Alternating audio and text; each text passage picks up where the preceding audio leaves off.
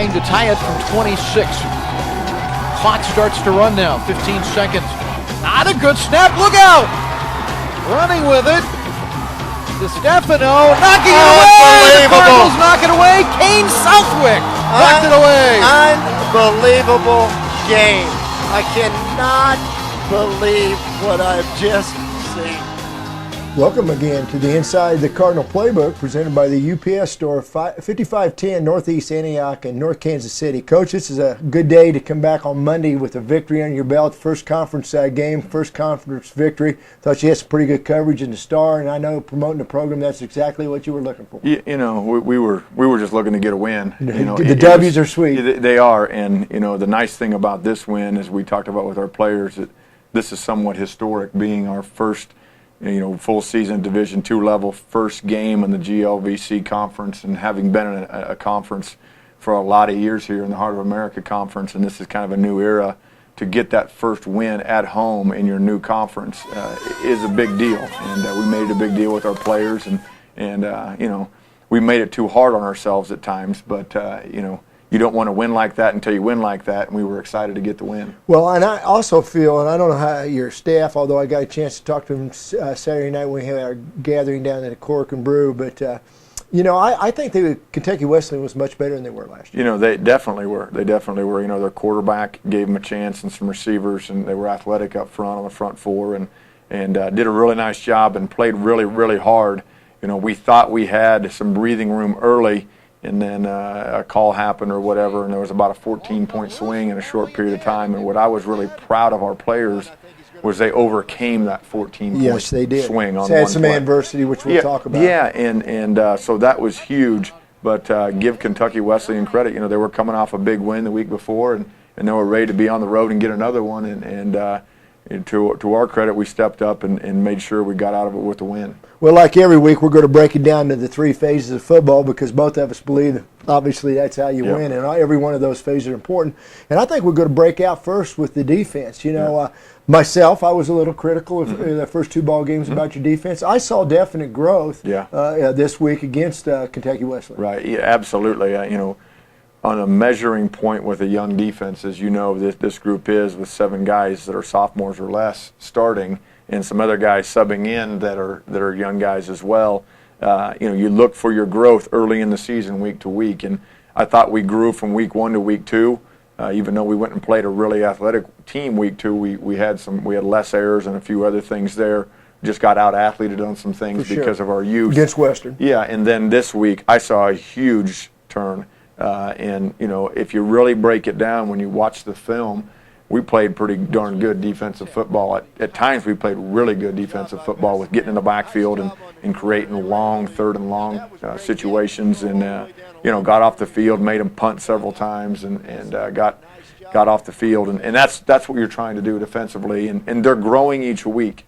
That group is growing together each week. And if we continue to do that through the first part of this season, we got a chance, I think, to play, you know, really good defense in the second half. Yeah, I think your defensive line in particular, Fletcher, Mathis, you know, Bullis, those kids really, particularly I think they warmed down a little bit and they started getting penetration and applying some pressure, really made a difference. I was really, really pleased with the front in that ball game. Those guys just keep working, and Coach Chapman does a great job of substituting those guys. We play about 8 guys on our defensive front to keep them fresh, and you've got to play at the level and the speed and the aggressiveness level that you want to play at.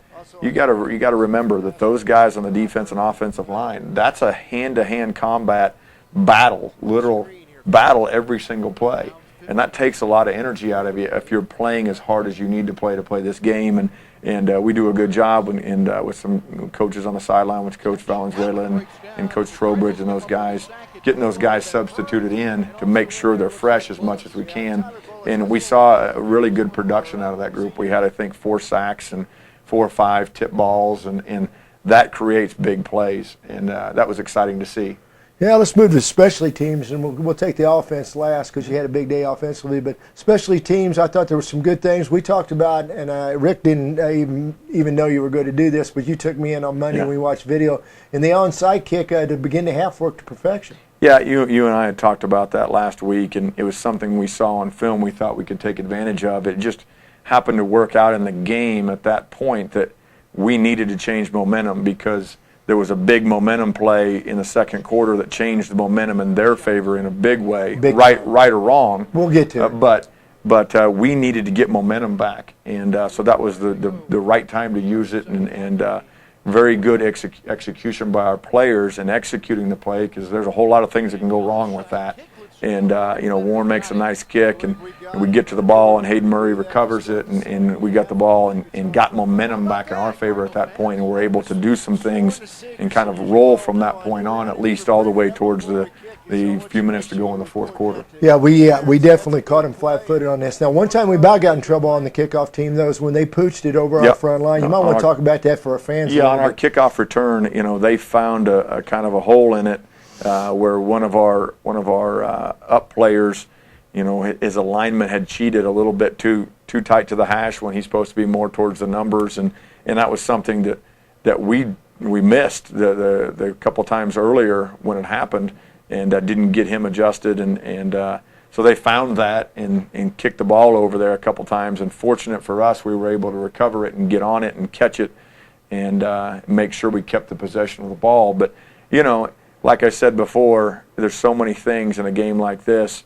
You don't want to win a game like we won it until you win a game like that. Because W is a W, baby. Yeah, because you learn so much more in a tight game like that, and you grow so much more, and you find other things that you can continue to fix and adjust and get better at in games like that you might not see if you win big. And so that now, we'd have a different story had we lost that game. Right. But we'd still see the same issues we needed to correct. But we wouldn't feel near as good about talking about it. So you don't want to win like that until you win like that, and then you can take a lot of positives out of it. You bet, and we were glad we won, and I feel good about it. Absolutely. That'll be the end of our first segment here of Inside the Cardinal Playbook, and we'll get back and talk about the offense here in a little bit. Mm-hmm. The big thing that we've struggled with offensively this year hasn't been moving the ball, but putting the ball in the end zone when we get in the red zone. So, I'm my own man. I can work from home. I can make meetings, I can make deadlines, I can make proposals, I can remember birthdays, I can entertain clients, I can pay for lunch. Yeah, I can do it 2 o'clock, 3 o'clock, 3:15, I can do anything. Done, on it, yes, taken care of. 50 two-sided bound color presentations by tomorrow, I can do that. How do I do that?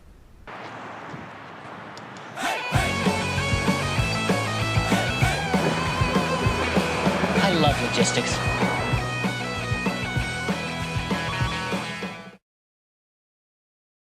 Get ready for real tropical deliciousness only at Golden Corral. It's our brand new Tropical Island Grill. This is like a tasty trip to the islands. We're talking real island cooking at its best. It's perfectly marinated grilled Key West chicken.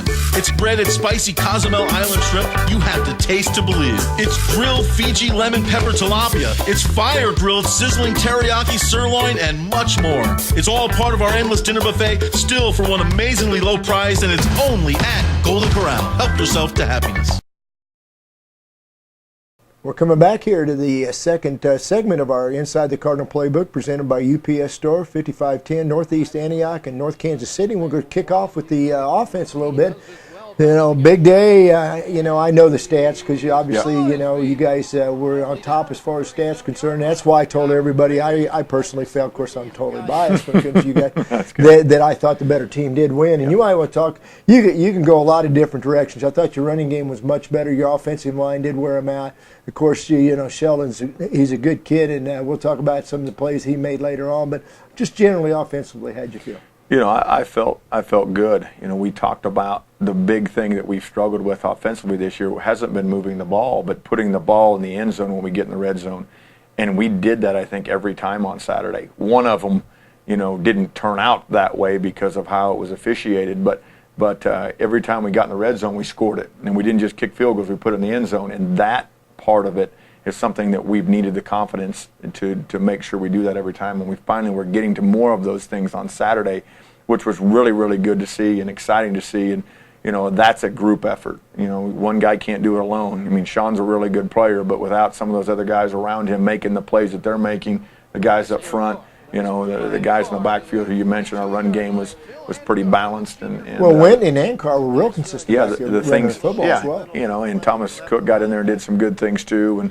And the things we did in the passing game, a couple hookups that Sean had with some receivers. And Mosen was wearing that short corner out. Yeah, with he's just such a good target, and Sean and him have very good chemistry together, and are starting to kind of hit their stride, and hopefully we can maintain that going forward. And that's a lot of extra time put in with those guys, over the summer and other things, to build that, that culture between the two of them, and the timing and a lot of that stuff. It just doesn't happen overnight, and we're finally getting to the point where those guys have been together for a few years. And, but what we do a good job, I think, offensively is, if you look at the stat line, the ball gets moved around a lot. Right. Okay, there's just not one guy catching all the balls. No. I think we had 6 or 7 or 8 Rice guys. made a nice adjustment, caught the slam for the Quentin team. Reiser had a great catch, and Scott Buffa and Andrew Buffa and played really well. Made James some Harvey and Chris Smith and boy, I can go on and on. I know I'm missing some. Those are just the ones that are popping into my head right now. But Sean does a good job of moving the ball around and not throwing it to one guy, but throwing it to the open guy.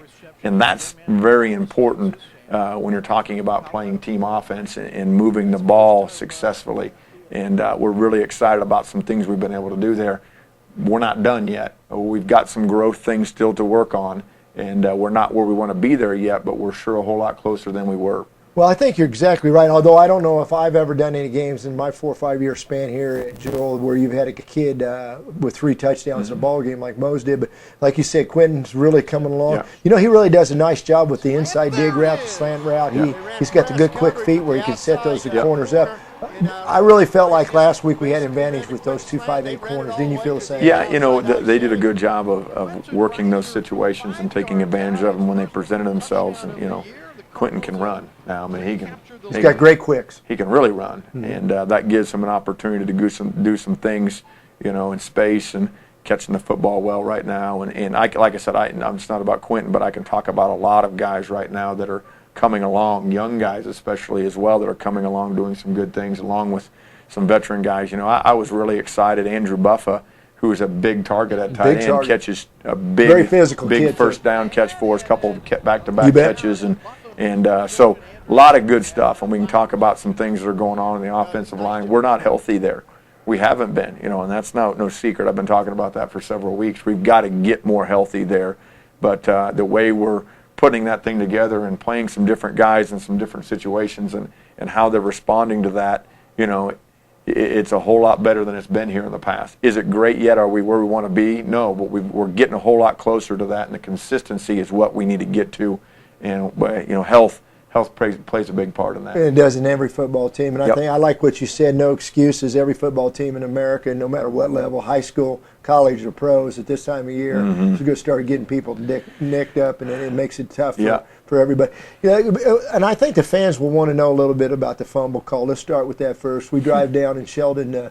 Basically, you run a keeper, and he's trying to stretch. And I told you when we did the show Saturday that the TV monitor was in my way a little bit. That was tough to see. Real quickly here at the end of the segment, what did you see there?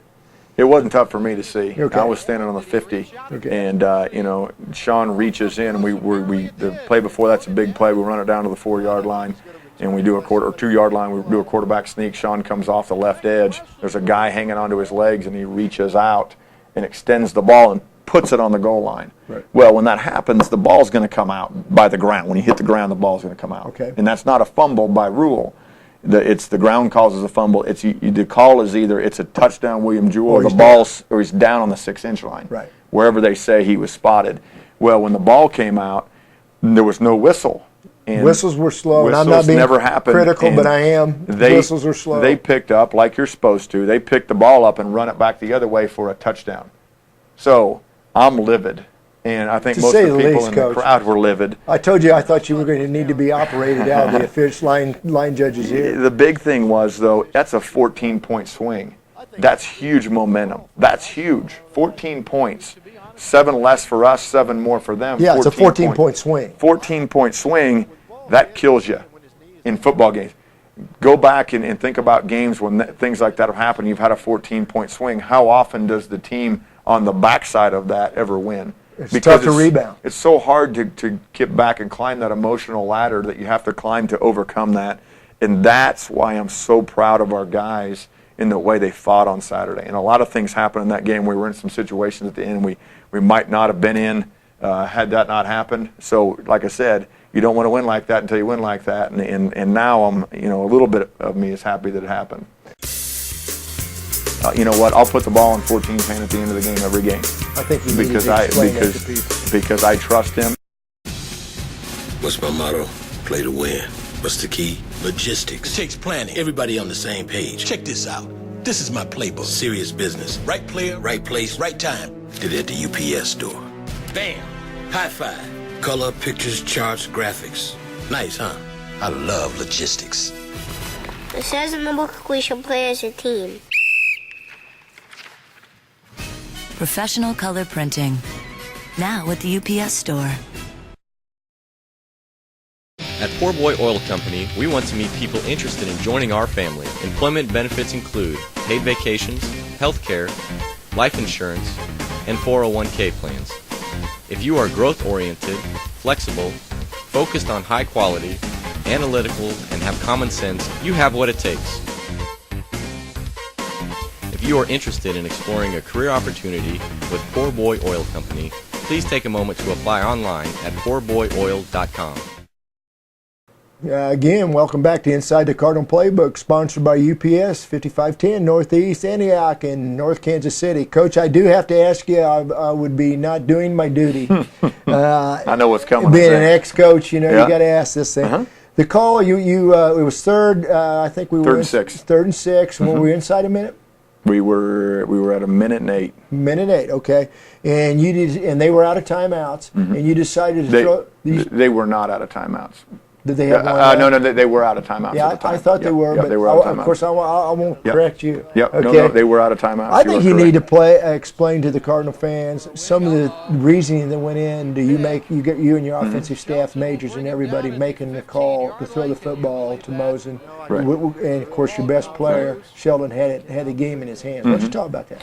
Yeah, that's an easy question. It's a great question because that was what everybody wanted to know after the game. I was a terrible coach when it happened, and then those things soften when you win a little bit, but people still probably wonder what the heck was going through my head. And we needed a first down there, right, to get to put the game away and to knee it and to be able to get in our victory formation. And they had everybody in the box, and they had for the last couple downs because you run it in that situation. That's standard practice. First two plays, you're going to run the football. And we got 2 yards and 2 yards and 2 yards. The first 2 plays running the ball because they stacked the box. And we needed a first down. Well, what nobody realizes is late in the fourth quarter, we lost our starting long snapper to an injury that didn't allow him to come back. And we had played the punt before with a backup long snapper who had got the ball back to our punter. It made it back there, and the punter made a good catch on it and got the ball away. But it was close to getting blocked on the punt before because of some things there. And they were going to be bringing everybody after a punt. And the last thing I wanted to do was have to punt the ball in that situation, right. Because of the other things that went into that and the circumstances with some of the personnel. Not that our backup long snapper's not capable, and I'm not saying that, and I have a lot of confidence in him. You're the coach. Nobody knows the team like the coach does. Right, and it was just one of those feelings you have, and in those situations, we knew they were going to load the box, and we want to put the ball in the hands of our best player and do some things that he felt comfortable doing, and we did something, a throw to John Molson that had been open all day long.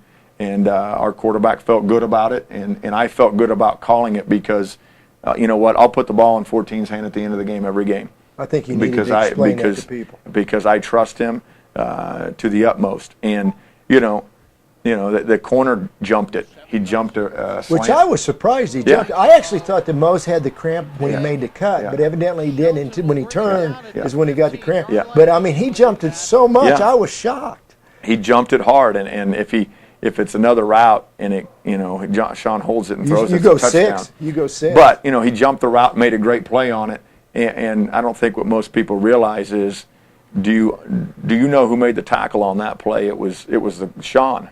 After he threw the interception, a lot of quarterbacks put their head down and quit. He went and tackled the guy. No, that's You got the ball on the ground. As you well know, that's what I congratulate him. Absolutely. I went right to him as an old coach. I saw that. I would say 90% of the quarterbacks in the country at any level would have had their head down and checked up. Yeah. He was so upset. He came and put a slobber knocker on that kid and dropped him, and we win the ball game. You know, you ask why that happens at the end of the game with the slant and the guy breaking on the route and throwing an interception and them getting the ball with a chance to win it.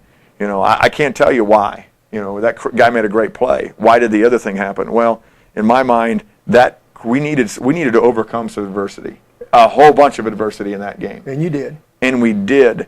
Those games here, games that have ended or come down in the adversity situations that have happened here in the recent and even not so recent past here, and they worked that way at the end where it came down to making a play. Haven't necessarily gone in our favor. Absolutely. And you know, I've lived it with you. I felt something lift. It's bizarre, but I felt something after the game that, you know what, maybe the curse, whatever it is, call it a curse, call it whatever you want to call it. Maybe we've finally gotten over the hump there. And you know, whether we have or we haven't, we still got to go out and play every week, and we'll have a tough game this weekend on the road. You know, in a pretty good trip. And we'll have to go out and play well, but I'm hoping that the whatever it is that's been the monkey on your back, hopefully that's, you know, getting a little bit lighter. Well, we're going to come back for our last segment here and talk about South Dakota School of Mines. And again, we want to thank UPS for being the sponsor of Inside the Cardinal Playbook. I guess ideally we're at the top of the conference right now. I tried to say that Saturday night. That was going to be one of my questions, but I didn't get it out. Yeah, you know, that's a great thing. Hopefully we can maintain that for a while. I'm going to change the world. I've got computers, I've got financing, I've got clients.